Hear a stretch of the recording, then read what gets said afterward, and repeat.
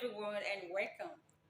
James chapter 1, verse 5 tells us that if you ask for wisdom, God will give it to you generously.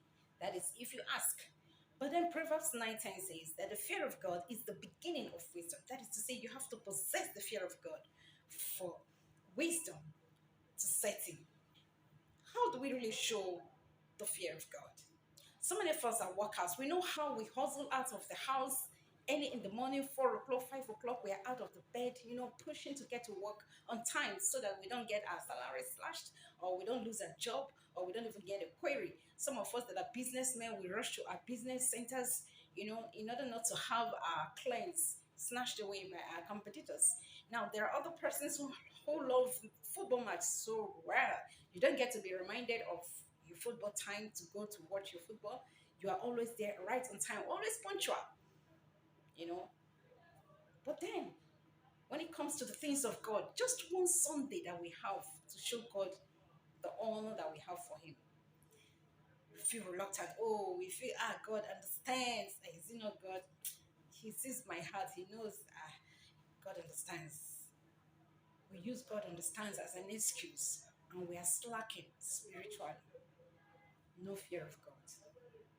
Or let me just put it that way. Do we really have fear of God when we act that way? Your service is supposed to start 8 o'clock. That is the time. That is 8 o'clock is the time you're just rising from your bed. And then by 10 o'clock, you're strolling into the church. No remorse. You feel God understands. And you do this repeatedly. In a whole month, you do it almost all the 4 Sundays in a month, or maybe 3 Sundays in a month. Is that a good result? Does that show you really have the fear of God? That's not good enough. And let's not forget that whatever we're doing, people around us are watching. The children are taking notes. Because if they know you put so much interest in the things of God, they too they will follow suit. And you also will be planting that fear of God in their hearts. But when you're reluctant, they will grow up with that attitude. And that's not good for the family, it's not good for the society, and neither is it good for the nation as a whole. Your presence in the house of God is a sign that you have the fear of God. Participating in activities in the house of God is a sign that you have the fear of God. Not necessarily because the man of God is there, maybe taking notes of you. No, that is secondary. A man that has no fear of God will definitely not have respect for the man of God in their midst. But if you have the fear of God, definitely you have respect for the man of God in your midst.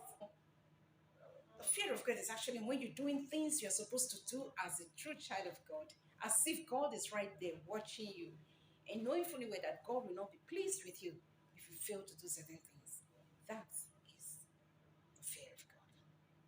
So ask yourself, do you really have the fear of God? Do you really practice the fear of God? See you again.